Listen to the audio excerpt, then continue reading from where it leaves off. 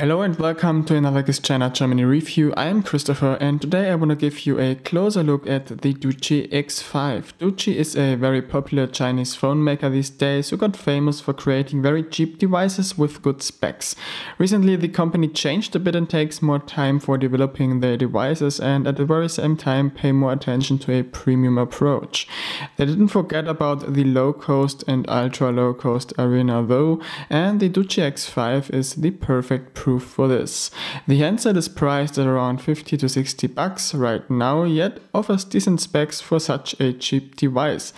But can such a cheap phone be good enough to be your daily driver? I checked that out for you during the past couple of weeks and will answer you your questions right in this review. Let's go!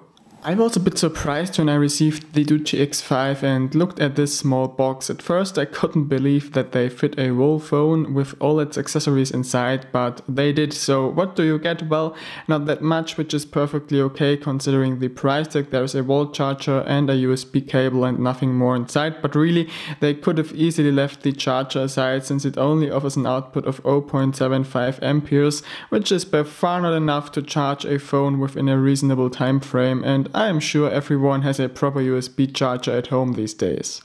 The next surprise the Doogee X5 had handy for me was the design. Really, you look at the phone and it doesn't look like a 60 bucks device at all. Yes, it doesn't look expensive either, but it for sure doesn't leave a cheap impression and is well put together. I couldn't locate any moving or squeaking parts and everything seems to fit properly. The back cover, which also covers the phone's sides, feels very nice since it is made from some rubber-like material and thus offers a decent amount of grip as well. Even after removing the cover, the phone looks well put together and everything looks better than some of the 130 bucks devices out there. Hell, it's even pretty solid, as you can see here. Bending is only possible with force and even then you won't see any immediate damage, and this is because Doogee actually built a metal chassis inside the phone, which let's face it, again is something not all 130 bucks phones have to offer. I'm very impressed and I actually love Doogee for paying so much attention to detail on such a cheap device. So now I've put the cover on again, so let's have a look around the device's side. So as you can see, the hardware buttons are all placed on the right side of the phone. And moving to the upper side, we see a micro USB port and a 3.5mm headphone jack. Unfortunately, the micro USB port doesn't support OTG here. And on the lower side, we find the media speaker opening and the voice microphone. The front houses some sensors next to the phone receiver and a front camera. A status LED is missing this time. And below the screen, we have the usual touch buttons, which are not back illuminated but at least got some silver coating so you can still see them pretty good. Enough about build and design, let's move on to the screen itself, and here we find a 5-inch panel with 720p resolution, which once again is a boomer in this price range since you usually find QHD panels in such a device. The quality of the panel is surprisingly good and I'm absolutely satisfied with the colors, contrast and brightness, and even viewing angles aren't too bad. So that's pretty good what you get for your 60 bucks there. The only flaws are that there's a slight line pattern visible upon closer inspection, which probably is caused by the pixel structure, and that the panel doesn't boast OGS is also a little downside, which means you will get more reflections due to the gap in between the front glass and the actual panel. Doogee obviously saved some bucks as well with the digitizer since it can recognize a maximum of 2 fingers at once and sometimes has issues detecting pinch to zoom gestures if your fingers are close together or too close together. It also tends to recognize inputs as a swipe if you type too fast on the keyboard, so you need to slow down a little. The surface also isn't too smooth on this device. as it's the case on more expensive devices, but that's something that can be fixed using a quality screen protector. Anyway, at 60 bucks, those flaws are something I for myself can live with, since they are not too significant once you got used to them. So what's inside? Behind the curtain we find a MediaTek MT6580 SoC working together with 1 GB of RAM and 8 GB of internal memory inside the Doogee X5. This is an ultra low budget processor MediaTek announced in the second quarter of 2015.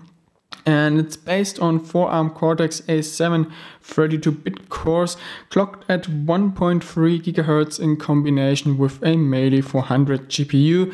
Basically, the chipset is the same as the MT6583 we found in many budget phones in 2014, but it comes with a newer version of Core Pilot, which means that it got a little snappier and power efficient. There also is support for Android 5.1 like with all new MTK chipsets. I have to say that I was surprised how well the MT6580 performs. The overall system performance is very snappy and pretty much all apps run very smooth on this device. Even gaming is possible with Dead Trigger 2 or GT Racing 2 running almost smooth on medium settings. So I'd say the performance is totally on par with the MT735P we find in many budget 64-bit devices today. Moving on to software, the Doogee X5 comes with Android 5.1 Lollipop, and this is pretty much up to date. First of all, I have to say that I'm again impressed how well Doogee optimized the device, the ROM for performance on this device with a low-cost SoC and only 1 GB of RAM. The whole system and all apps I use on a daily basis run smooth, and even multitasking is possible to a certain degree. Usually I run Facebook, the Facebook Messenger, Google Maps, or one email client and the Google Chrome browser side by side, and I didn't notice any background force closes, which is surprising since actually phones with 1 GB RAM cannot handle that often. Besides of the good optimization, Doogee also paid attention to fine details. First of all, they gave the system a dark look, as you can see here, which is very nice since especially outdoors you can read stuff better on a non-OGS display if there is a lot of contrast available. But there's more. The Doogee X5 also offers support for gesture unlock, which means you can do double tap to wake and all that stuff, which is very nice in my opinion. There also is a guest mode, support for gesture control, and you even can select between 2 keyboards, those being the Android AOSP keyboard and the Go keyboard Lite. So that's again a very nice. Security hasn't been left outside as well.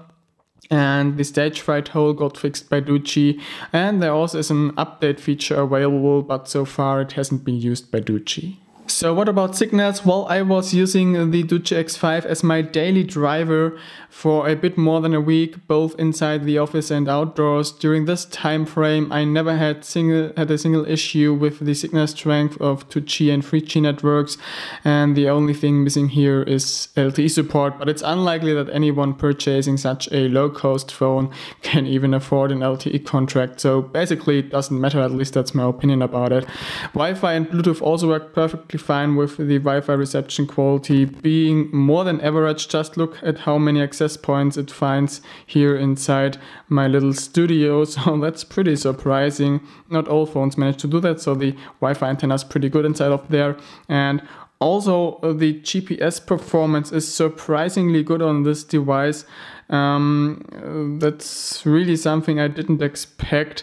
You actually get a fix within 20 seconds, which is a little longer, but in exchange get 2 meters of accuracy, which is pretty good.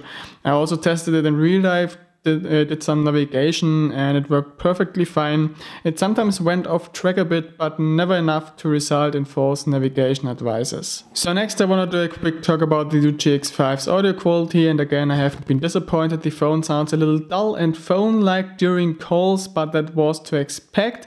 The media speaker down here is pretty usable, but of course not perfect. It sounds rather flat, but offers a decent volume and there is no distortion, even on full volume. volume, which is surprising. Something that surprised me very much is the quality you get through the headphone jack. I used the Xiaomi Piston 2 as usual, and I have to say the output is very loud, balanced, and the overall quality is definitely above average in my opinion. I was really surprised to get such a quality output on such a cheap phone, so that's another thing Doogee have done well. Of course, the Doogee X5 also comes with a pair of cameras, the front one operating with 2 megapixels resolution interpolated to 5 megapixels and the rear one with a 5 megapixel sensor interpolated to 8 megapixels. Unfortunately, the cameras are completely useless. Pictures are not sharp and look like watercolor paintings, and in my opinion, Doogee could have left the cameras outside and make the phone even cheaper, or exchange the cameras with 2 GB of RAM. That also would have been a great option in my opinion, but really I expected the cameras to be bad, so I don't really care about that. Camera side, no one can expect something useful at 60 bucks anyway. The last thing to talk about as usual is the battery, and the one inside the Doogee X5 is advertised to offer 2400 milliamps. As usual, I verified that, and yes, apparently this is true, and once again I am surprised since usually you find cells with a maximum of 1800 milliamps in such cheap phones. Thanks to the comparably large battery along the power saving hardware, it is very easy to get through one day with a single charge, even if the phone is used quite heavily including GPS. In Geekbench 3 the phone reached about 9 hours of screen on time at 40% screen brightness, but unfortunately I can't show you a screenshot this time since Geekbench recently loses the results for some reason. I hope they are going to fix that bug soon, since it is really annoying wasting hours to test the battery with no result.